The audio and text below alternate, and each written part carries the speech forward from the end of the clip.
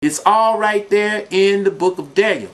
But the only way Yah is going to reveal it to you, and that's if you submit, return unto him, like it says in Deuteronomy chapter 30 and Malachi chapter 3, when we return to Yah and submit in the land of our captivity. And that means doing the law. Like it says in the 51st chapter of Isaiah, it's a question. It says, shall the lawful captive be delivered? Okay? Yeah, so you have to be lawful. Few minutes left. Today is October 19th, I believe, 2007. Within the next few years, when will this war against Israel occur? And who is going to fight the war against Israel? And who's going to, push Israel out of their boundaries? Well, over the next few years, and I just can't tell you exactly, okay, when this is going to happen. I'm giving you a time frame. It's definitely going to happen, like I said, in less than 9 years, and I would say less than 8. It's going to take place. Now, as it says in Obadiah, it's going to be the descendants of Israel, specifically the house of Yahweh or Joseph, which is the so-called Palestinians. Now, that doesn't necessarily mean that the Palestinians themselves that are in the land are going to initiate this, because remember now, those 10 tribes are scattered out, okay? They're in Assyria, and this book says this. In Assyria today is Iraq, okay? They're in Syria itself, Syria.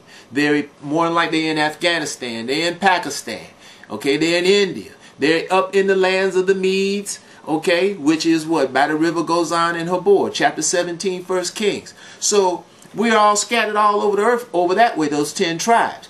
But it says they are going to be the ones who are going to actually lay hands on those Edomites, hands or weapons to actually kill them. They're the flame, okay? But now the house of Jacob, which in actuality they should say Zion or Jerusalem, and you find this in many places where it says Jacob, it's not talking about the whole tribe or the whole nation of Israel. It's talking about Zion. It's talking about Jerusalem.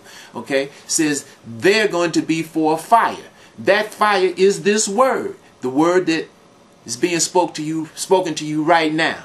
All right, that's the word, and that's the word that's going to fire these brothers and sisters, these brothers up of the so-called 10 tribes, and or should I say of the 10 tribes, Samaria. It's going to fire them up. Eventually, some of them are already starting to hear this, okay? And it's going to fire them up, and they're going to do this. But the point being is, when you see this, then you'll know, okay, that Yhwh Our Righteousness is the arm of Yah, the representative of Yah. You'll know that Yah is He who creates. Because this is the way it's written in this book, and this is the way it has to happen. Study, pray, do what you're supposed to do, because that's the only way we're going to get out from under this. That's the only way this situation is going to change in the earth. It's not going to change any other way.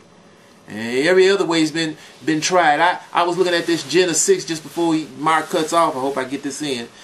I was looking at the Genesis 6 here a couple of weeks ago. I woke up and turned on the tube, and here it is, and I see all this marching going on, and I thought I had gone back 50 years almost in my life, because it's the same thing that was going on in the 60s. The very same thing, all this marching and whatnot. You know, so when are we going to come to understand this is not the way out? Okay?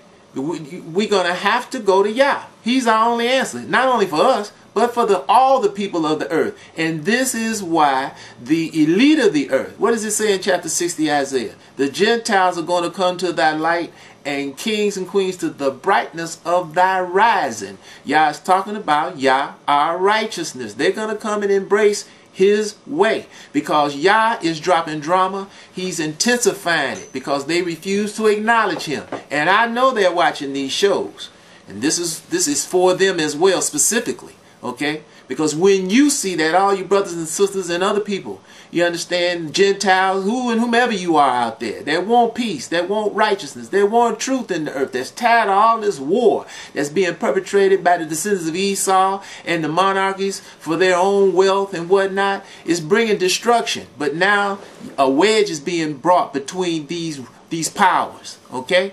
And they're hating on one another.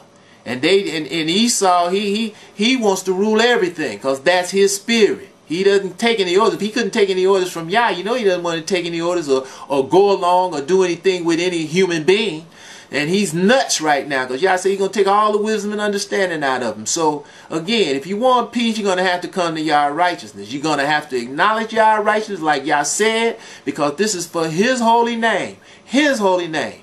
Okay? And when you refer, all you brothers and sisters out there, when you see Mark, and he, like he tells me, he said, brother, he said, I run into him. They said, when you going to bring that brother Yahud on? Don't say you want to see brother Yahudah. Say you want to see Yhwh Righteousness.